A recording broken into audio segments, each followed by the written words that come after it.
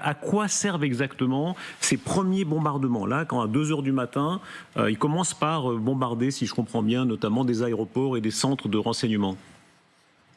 Il faut se rappeler que cette opération, elle commence en juillet-août. Elle ne commence pas vendredi dernier.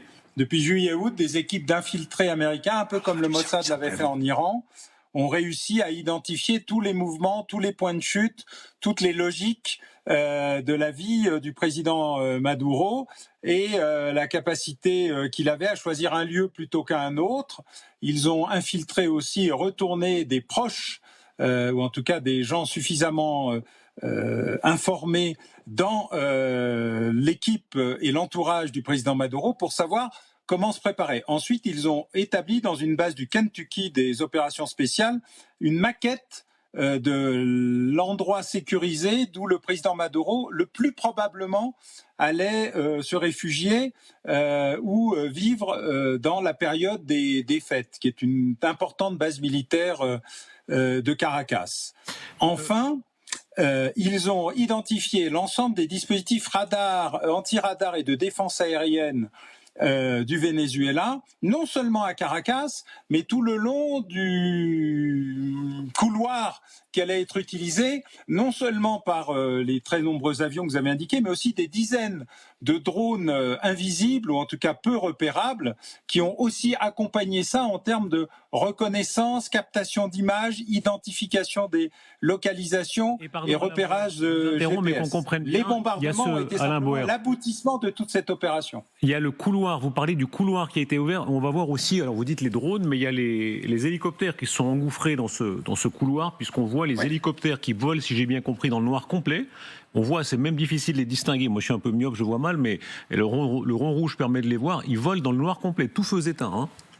Oui, ils sont très bien équipés, comme les hélicoptères français des forces spéciales. D'ailleurs, hein, de ce point de vue-là, la France, grâce à ses propres équipements, est tout à fait du même niveau, voire même légèrement supérieur de point de vue des Américains qui racontaient ça dans des opérations militaires conjointes qui avaient été menées dans le passé.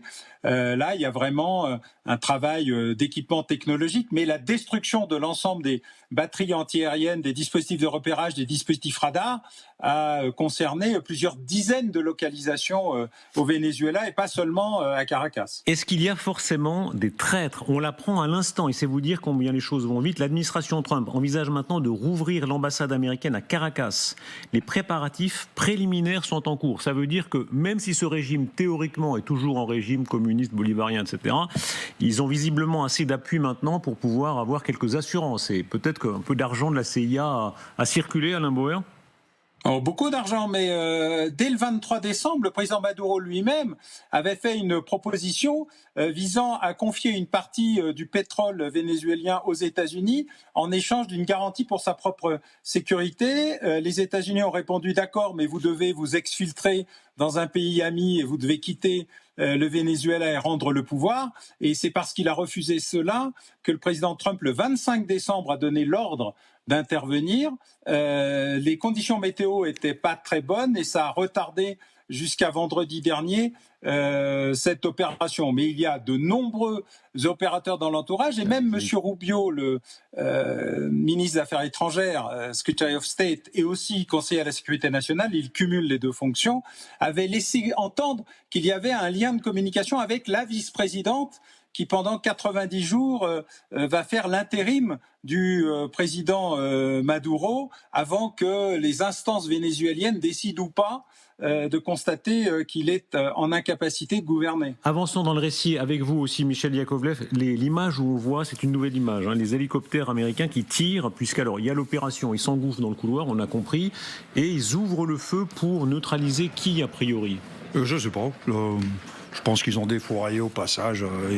Il y a un côté excès de force de toute façon. Bon, voilà. Ah, ils réussissent sur coup, Michel. On sait que vous n'aimez pas beaucoup les Américains, mais en l'occurrence, ils réussissent sur coup. C'est une belle opération, mais c'est un peu comme si la France attaquait Andorre. Si vous voulez, à l'arrivée, ça passe. Hein. Qu'aurait-on dit, soyons francs, qu'aurait-on dit s'ils avaient raté leur coup, s'ils avaient tué Maduro, ou si Maduro avait réussi à s'échapper? Qu'aurait-on dit? Maintenant, sur... C'est illégal, hein, c'est complètement complètement illégal. C'est complètement illégal. Mais Voilà, y a pas de techniquement, débat. Il n'y a que les Américains, il n'y a que Trump pour dire que c'est légal. Mais c'est son problème. mais techniquement, c'est réussi. Oui, techniquement, c'est réussi. Très bien, bravo. C'est un beau geste. Maintenant. C'est pas beau, justement, mais c'est bien fait. Oui, c'est bien fait. Maintenant, sur la corruption. Le régime Maduro était fondé sur la corruption. Quand vous avez des gens corrompus autour de vous, ça veut dire qu'ils ont tous un prix. Et quelqu'un qui sait les contacter et payer plus cher obtiendra gain de cause. Il y avait 50 millions de dollars offerts pour quiconque aiderait la capture. Je ne sais pas à qui ils vont payer ces 50 millions de dollars. J'espère que quelqu'un a gagné le loto. Mais tous les dictateurs sont dans ce même état. Le jour où Poutine aura un problème, on se rendra compte que, comme son régime est fondé sur la corruption, qu'il y a eu des gens qui ont été corrompus par l'autre camp. Les traîtres sont consubstantiels aux tyrannies. Écoutez, puisque vous parlez de la récompense de 50 millions et vous êtes toujours là, Alain Bauer, cette séquence est fascinante. On voit le numéro duettiste, Trump et Rubio. Rubio est très en cours, là, visiblement, et ils s'amusent de ces 50 millions. Disent-ils qu'ils n'auront pas à verser? On ne sait pas si c'est vrai, mais ils disent on l'a eu sans avoir à verser de récompense. Écoutez. Nicolas Maduro was indicted. Il n'est pas le président légitime du Venezuela. Nous ne sommes pas les seuls à le dire. L'administration Biden ne l'a pas reconnu non plus. Il n'est reconnu ni par l'Union européenne, ni par de nombreux pays dans le monde entier. C'est un fugitif de la justice américaine. Il y avait une récompense de 50 millions de dollars pour son arrestation, que nous avons donc économisée. Ne laissez personne les réclamer. Personne ne la mérite à part nous. Mais je vais être clair, Nicolas Maduro avait eu plusieurs opportunités pour éviter ça. Il a reçu beaucoup de propositions très généreuses, mais il a choisi de se comporter comme un sauvage et de faire n'importe quoi. Michel Yakovlev et Alain Bauer, tout à l'heure sur ce plateau, on était frappés par le ton. Il n'y a pas seulement l'action de ce qui mène, ce ton de jubilation où ils se disent on fait ce qu'on veut, on est maître du monde et on va pousser notre avantage. Oui, alors maintenant, la vraie question devient et qu'est-ce qui se passe après ? C'est à ça qu'ils seront jugés. Là, ils ont remporté une victoire facile. Et ils ont économisé, paraît-il, 50 millions de dollars. Tant mieux pour vous. Mais là, le vrai test, c'est que va devenir le Venezuela, maintenant. Et là, il n'y a aucun plan. Il n'y a aucune planification. C'est l'improvisation la plus totale, manifestement. Et donc, pour l'instant, ils sont en train de jouir, là, ils jubilent, ils prennent plaisir, ils prennent leurs pieds avec leur connerie, là. Et alors, Rubio avait raison de dire, il n'est pas légitime, nous ne l'avons pas reconnu, lui non plus. Ce qu'il oublie de dire, c'est que ça s'applique à Poutine aussi, soit dit en passant. Il a volé des élections, Poutine. Donc c'est bizarre comme... ce qui s'applique à Maduro, bizarrement, ne s'applique pas à Poutine. Mais les défenseurs de Trump disent que ça impressionne Poutine, ça impressionne les Chinois, ça impressionne les Iraniens aussi de voir qu'une grande puissance occidentale a la force avec elle. L'Iran peut-être, mais la Chine et la Russie non, parce que ce sont des puissances nucléaires. Donc, et puis bon, déjà Moscou, aller chercher Poutine, vous voyez ce que je veux dire, même moi, j'y crois pas, vous voyez. Donc, c'est dire. Donc, je vois pas les Américains aller chercher. Là, ils ont choisi un champ de bataille facile. Facile cette guerre. Restons sur le récit de l'opération, puisqu'on a compris, donc il y a eu 550 millions versés, pas versés, on ne sait pas si les Américains disent vrai. En tout cas, il y a eu beaucoup de complicité achetée très visiblement. Qu'est-ce qui s'est passé dans ce complexe militaire de Fuerte-Tiuna? Il y a une version qui dit qu'ils auraient été cherchés dans leur lit, ce qui paraît quand même, il faut vraiment qu'ils aient le sommeil lourd, ou des bonnes boules qui pour pas qu'ils soient réveillés par tout ce boucan. Non, cette version n'est pas exacte. Alors, allez-y. Non, il était là, l'information a été très lente à remonter jusqu'au président Maduro, mais il était en train de s'enfermer dans une espèce de chambre blindée de protection, et il a été arrêté entre le moment où il fermait la porte et le reste. D'ailleurs, les Américains avaient embarqué avec eux un négociateur de prise d'otages au cas où ils se seraient vraiment enfermés, pour expliquer qu'ils avaient les moyens de faire exploser cet espace de protection blindée très très courant aux États-Unis. Ça se fait beaucoup, les safe rooms, mais ils n'ont pas eu besoin de le faire, et donc sa femme et lui ont été interpellés alors qu'ils étaient debout, habillés, et simplement en train d'essayer de se protégés de l'intervention en cours. Il y a eu beaucoup de morts. Expliquez-nous ce moment, pardon Alain Boer. Alain, pardon de vous interrompre, qu'on comprenne bien, on va pas à pas, mais l'image qu'on a là, c'est les équipes de Pujadas qui les ont faites en IA. Je crois qu'il y a un peu trop de doigts. Il y a un peu trop de doigts, comme ça arrive souvent quand on fait de l'IA. Quoi qu'il en soit, comment se fait, qu'est-ce qui a pu se passer à ce moment-là? Ça correspond au récit américain qui a été extraordinairement bien détaillé et confirmé depuis par plusieurs sources du Pentagone et des opérations spéciales. Donc ce que vous voyez est exact. Donc c'est-à-dire, il s'est dit, je suis obligé de céder. Il y a un moment donné où il était forcé de se rendre, où il n'y avait plus moyen. Il y a d'autres moments. Il n'a pas eu le temps de s'enfermer dans sa safe room. Et donc, il n'y a pas eu débat. Mais les Américains avaient prévu le cas et anticipé de faire exploser la safe room ou de négocier la reddition du président Maduro, ce qui n'a pas été nécessaire. Michel ? Oui, sûrement. Moi, j'y étais pas, donc ce qu'il dit, c'est OK. Ouais, s'il le dit, c'est que ça s'est passé comme ça. Quoi. L'arrestation, vous avez été très critique sur ce que les Américains ont fait en Serbie, ce qu'ils ont fait en Irak, l'invasion d'Irak, un crime d'agression en Irak. Voilà. Et à chaque fois, vous dites, ils réussissent peut-être techniquement dans un premier temps, mais juste après, ça merdoie en bon français. Oui. Et après, on constate qu'il y a zéro planification sérieuse pour l'après-guerre. Qu'est-ce qu'on fait après ?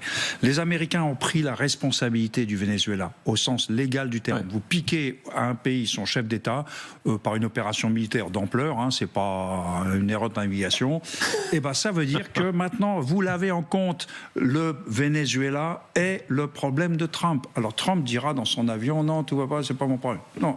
C'est leur problème. Ce qui va se passer maintenant est leur problème. Or, je suis convaincu qu'ils n'ont aucun plan. Et je peux prouver pourquoi. Cela dit, est-ce qu'on peut avouer que la prise de risque est moins grande ? De ce point de vue-là, c'est peut-être plus malin. Rappelez-vous, Bush, combien d'hommes est-ce qu'il y avait en Irak ? Ils ont engagé quoi ? Des centaines de milliers de... Plus de 100 000, 140 000. 140 000. Là, pour l'instant, il y a zéro troupe au sol. Il y a sûrement des agents de la CIA en pagaille, mais il n'y a pas de troupe au sol. Trump, s'il veut, il peut retirer ses billes sans avoir pris beaucoup de risques. Oui. Et si le Venezuela devient, comme l'Irak, une guerre civile, Trump, lui, on le connaît. Il se lavera les mains. Ne jamais reconnaître sa faute, ne jamais reconnaître sa culpabilité. Trump, il est comme ça.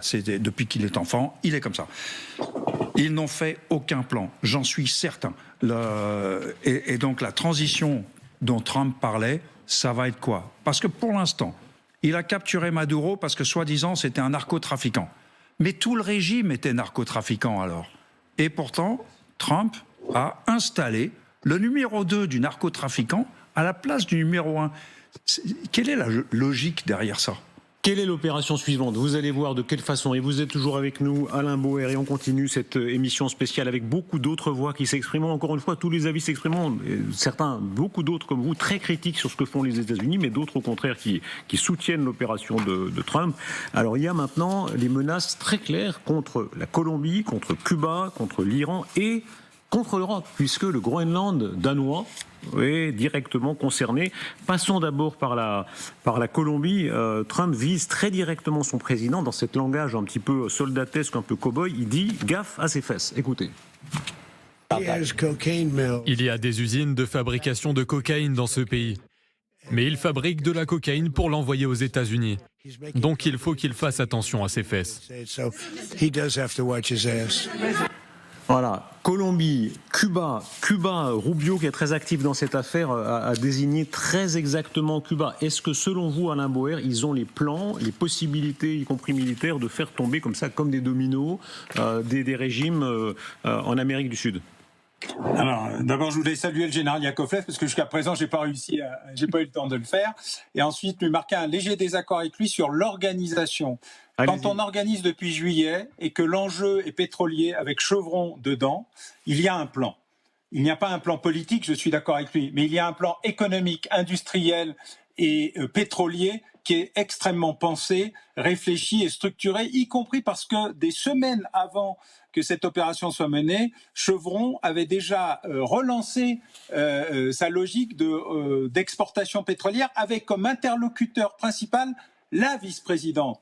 Et si vous regardez les deux communiqués de la vice-présidente vénézuélienne, le premier dit « Nous résisterons jusqu'au bout », et le second dit on va essayer de s'entendre avec les Américains parce qu'il n'y a pas d'autre moyen que de s'entendre avec les Américains. Je voudrais dire par là que sur le plan politique, je suis d'accord avec lui. Sur le plan économique et pétrolier, je pense qu'il y a un plan et qu'il est extrêmement structuré. Pour la Colombie, je Laissez-le pense que répondre. c'est juste Attendez, des paroles. Alain Boer, regardez, voilà. Ça, c'est laissez-le répondre. Vous l'attaquez. Mais enfin, Ah non, non, on ne s'attaque pas, on discute. pas du tout. Alors, meilleurs vœux à vous. Hein. Je suis content de également. profiter de cette soirée avec vous. Alors, je suis d'accord sûrement sur ce que vous dites sur le plan économique, etc. C'est bien possible. D'ailleurs, même Chevron était présent malgré les sanctions, soit en passant. Bon, Oui, ExxonMobil. mais malgré tout, fondamentalement, ils ne vont pas dérouler des investissements au Venezuela et vendre du pétrole vénézuélien et j'en passe sans une situation politique stable. Or, là, il n'y a aucun plan politique et nous en sommes d'accord. Mais ça y est, pardon, je protège mes sources, mais j'ai un collègue, moi je joue pas en bourse, mais j'ai un collègue qui a acheté des actions Chevron, qui me disait tout à l'heure, voilà, j'ai acheté des actions Chevron, il a gagné de l'argent déjà. Oui, et ben il va en perdre bientôt, parce que ça va pas se passer comme ça. La mainmise économique dont rêve Trump, une OPA hostile sur un pays, quand on laisse aux affaires un gouvernement qui vous est structurellement opposé, ça va pas se passer comme ça. Et ils vont pas pouvoir ne pas regarder les conséquences politiques, voire militaires de leur acte. Or, Trump n'a fait aucun plan politique parce que pour planifier, il faut accepter de traiter des hypothèses négatives. Et Trump, structurellement, est incapable de regarder une hypothèse négative.